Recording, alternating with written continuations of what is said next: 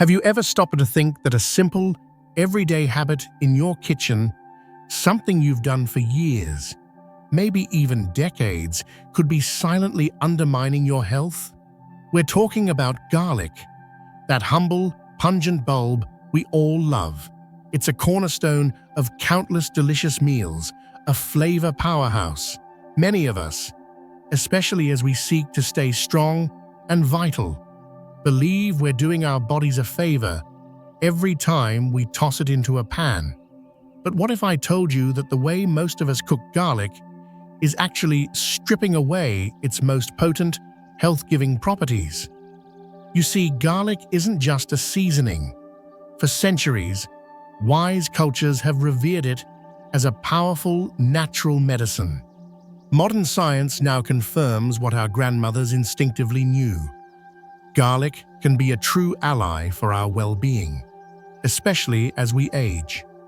It's linked to supporting healthy blood pressure, bolstering our immune defenses, and contributing to heart health. But here's the crucial part, the part that often gets lost in the sizzle of the pan. These remarkable benefits hinge on a very special, very delicate compound within the garlic. And if we're not careful, if we rush, if we treat it just like any other vegetable, we might be missing out entirely on what it has to offer. Isn't it a shame to think we're using this superfood, but getting only a fraction of its power? The true magic behind garlic's strength lies in a compound called allicin. Now, this isn't something that just sits there in a whole garlic clove, waiting to be used.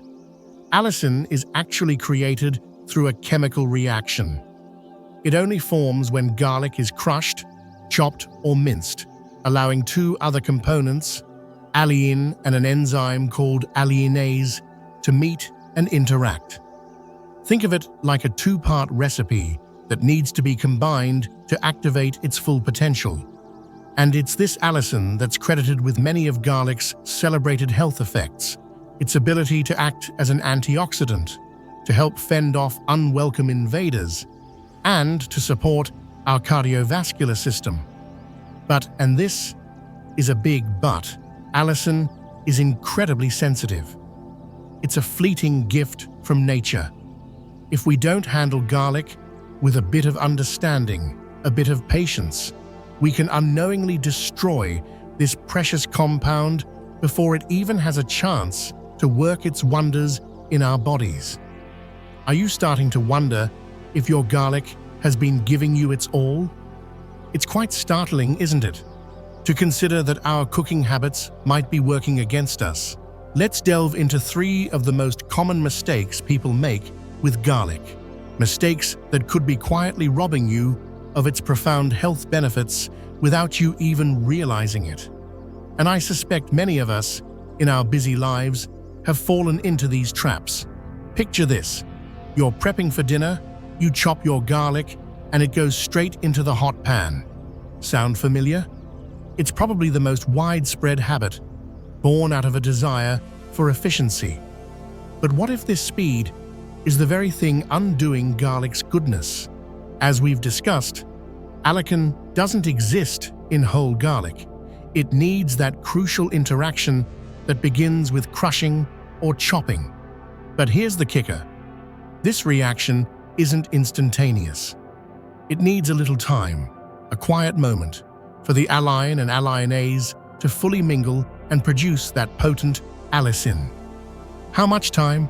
Scientists suggest about 10 to 15 minutes. If you toss your garlic into heat immediately after chopping, you're essentially stopping this vital chemical process in its tracks. The heat deactivates the enzyme alliinase before it can do its job properly. So, while your food might still get that garlicky flavor, the full spectrum of health benefits, the very reason many of us consciously include garlic in our diets, could be dramatically diminished. It's like picking a fruit before it's ripe. It might look the part, but the full goodness isn't there. So, what's the solution? It's wonderfully simple. After you chop, crush or mince your garlic, Let it rest on your cutting board for those 10 to 15 minutes before it meets any heat. Just leave it be while you prepare your other ingredients. This small window of time allows the Allicin to fully develop. Think of it as allowing the garlic to bloom and unleash its protective powers. It's a tiny adjustment in your routine, isn't it? But it can make a world of difference to the nutritional punch your garlic delivers. This is a piece of kitchen wisdom that I believe our forebears, who often cooked with more patience, intuitively understood. Now, let's talk about temperature. Garlic and its precious allicin are incredibly delicate when it comes to heat. Many of us, perhaps in a hurry or by old habit, tend to cook on fairly high heat. We love that immediate sizzle, that quick browning. But for garlic, this can be a disaster. When garlic is exposed to high temperatures, such as in a very hot frying pan or under a broiler, the beneficial compounds, including the allicin you so patiently waited for, can begin to break down almost instantly. You might see the garlic turn brown rapidly, perhaps even blacken in spots. What you don't see is the invisible loss of its health-promoting qualities. Burnt garlic not only tastes bitter and unpleasant, but it's also rendered almost nutritionally void. And for us, as we mature, our digestive systems can sometimes become a bit more particular. Overcooked or burnt garlic might lead to discomfort, bloating, or even heartburn. Issues that perhaps didn't trouble us as much when we were younger. Why risk that irritation for no good reason? The answer here is to treat garlic with a gentler hand. Cook garlic on low to medium heat. Never let it sizzle too aggressively or turn a dark, angry brown.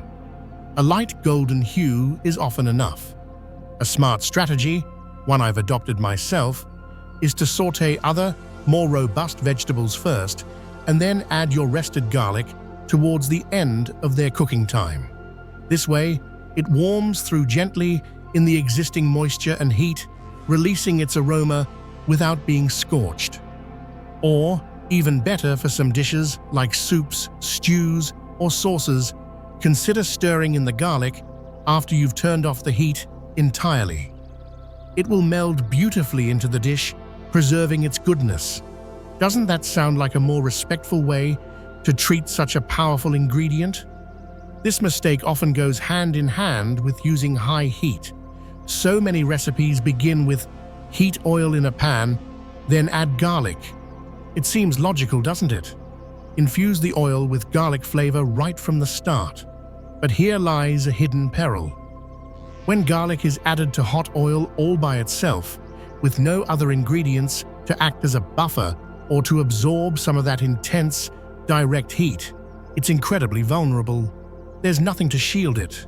The oil can get very hot very quickly, and the garlic pieces, often small and delicate, can cook unevenly and burn in a flash.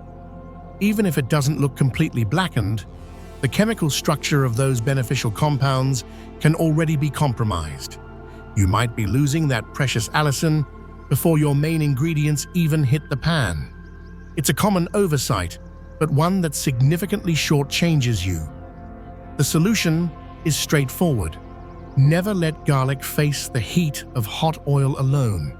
Always add it along with something else. Introduce it to the pan with chopped onions, bell peppers, or other vegetables.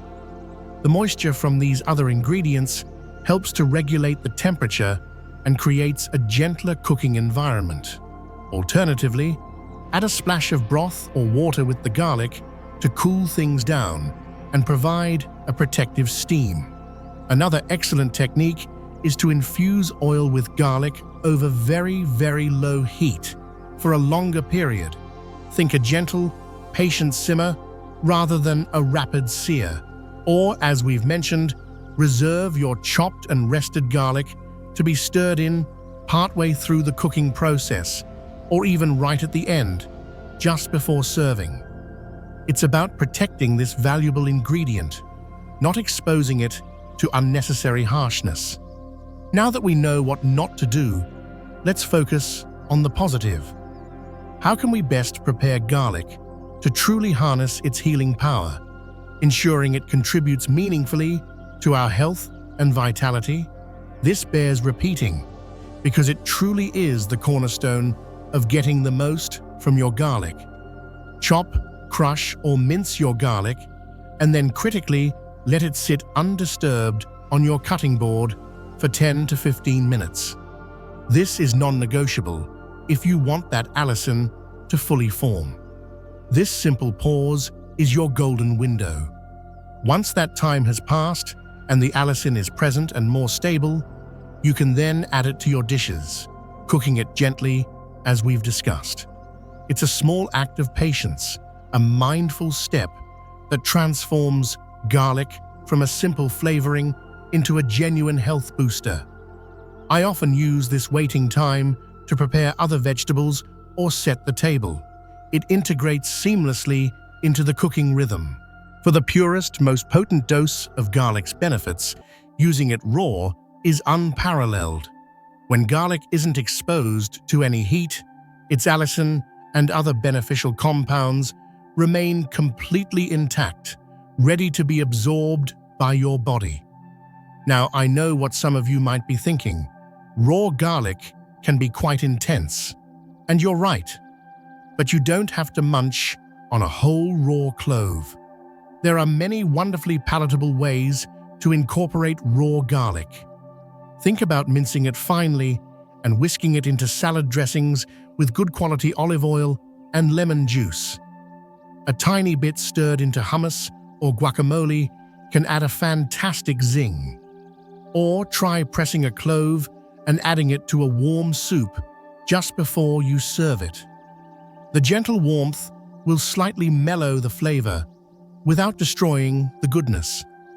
Another excellent approach, as hinted before, is to add your chopped and rested garlic at the very end of the cooking process. Once you've turned off the stove, stir it into your pasta sauces, stir-fries, or vegetable dishes. The residual heat will soften its edge, making it pleasant to the palate while keeping most of its healing properties safe. This is particularly good for those of us who might find fully raw garlic a tad too strong for our digestion. It's about finding that balance, isn't it? Have you ever heard of fermented garlic honey? If not, you're in for a delightful discovery. This is an age-old remedy, a true gem from the treasure chest of traditional folk medicine. And it's surprisingly simple to make right in your own kitchen. Here's the essence of it. You take fresh garlic cloves, peel them, and perhaps give them a light crush to help release their juices. Place them in a clean glass jar.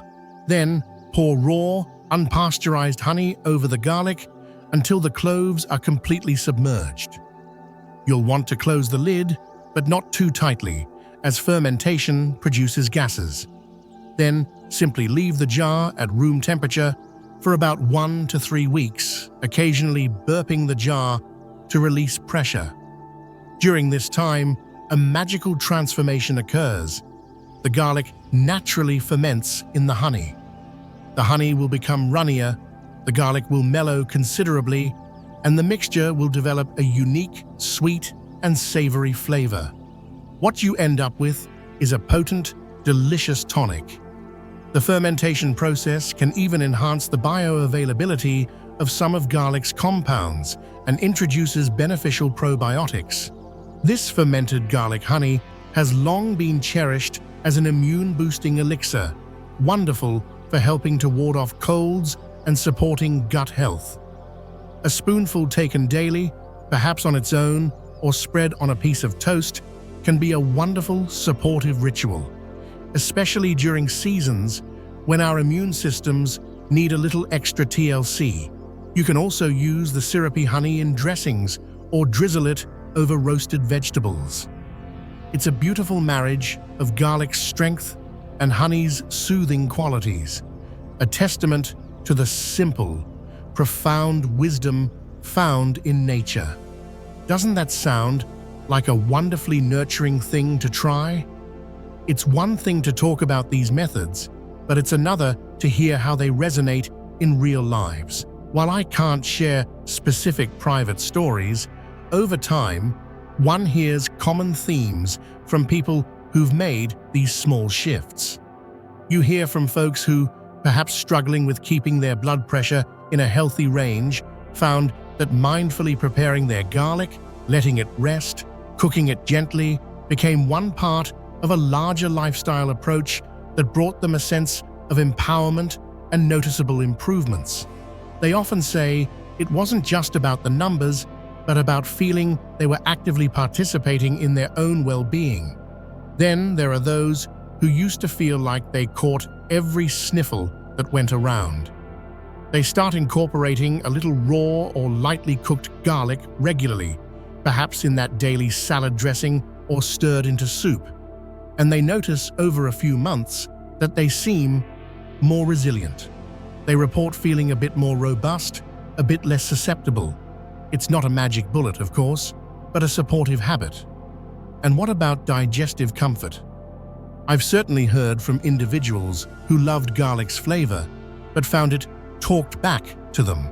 By switching to gentler cooking methods or using garlic at the end of cooking, they discovered they could enjoy it without the subsequent discomfort. That's a significant quality of life improvement, isn't it? These aren't tales of instant miracles. They're stories of subtle, steady improvements, of feeling a bit better, a bit stronger, a bit more in tune with one's body. And often, it's the rediscovery of these simple kitchen practices that brings a quiet joy, a connection to a wiser way of doing things. It reminds us that sometimes the most profound health support isn't found in a complicated regimen, but in the mindful preparation of the food that sustains us. Let's just pause here for a moment, shall we? You've taken in a lot of information about something as seemingly simple as garlic. And if you're feeling a little surprised, perhaps a touch regretful about past habits, or even a spark of curiosity and eagerness to try these gentle adjustments, that's perfectly natural. That's the beautiful process of learning and growing. Because real health, the kind that sustains us through the years, isn't just about knowing facts. It's about how we live with that knowledge, how we weave it into the fabric of our daily lives. It's about the care we extend to ourselves. We often think that for a change to be significant, it has to be drastic, a complete overhaul. But my own experience and what I observe in those who age with grace and vitality suggests the opposite. The most powerful, lasting changes are often the quiet ones, the small, consistent acts of intention. Like letting your garlic rest for those crucial 10 minutes. Like choosing a gentler heat. Like taking a moment in the midst of a busy day to do something for your body that your future self will undoubtedly thank you for. Perhaps no one else will notice these tiny shifts in your kitchen routine, but you will know. And that deep, internal knowing, that sense of self-respect and care is incredibly nourishing. As we journey through life, many of us find ourselves moving away from the rush and hustle that might have characterized our younger years. There's an invitation, isn't there, to slow down, to pay closer attention, to nourish ourselves in ways that feel more profound, more aligned with the wisdom we've gathered. And isn't that what true self-care is about? Not chasing an elusive ideal of perfection, but practicing a deep, abiding kindness towards ourselves. The kind of kindness that says, I am worth this little bit of extra time, this small measure of attention. Your health isn't just about avoiding illness. It's about the vibrancy you feel, the clarity of your mind, the energy you have for the people and passions that light up your life. This is why I wanted to share this with you today, not to alarm you, but to offer a piece of practical, time-honored wisdom that has the genuine potential to enhance your well-being. The next time you reach for a clove of garlic, perhaps you'll remember our conversation. Maybe you'll take that mindful pause, and it will feel like a small, respectful nod to your own health. You absolutely deserve that. And now, as we draw to a close, I want to extend my sincere thanks. Thank you for your time, for your openness, and for your commitment to your own health journey. That desire to learn, to adapt, to embrace practices that support your vitality, no matter your age, is truly commendable. If this message about the humble power of garlic and the mindful way to unlock it has resonated with you, I'd like to invite you to do a couple of things. First, if there's someone in your life, a friend, a family member, a neighbor, who you think might benefit from this insight, please consider sharing this video.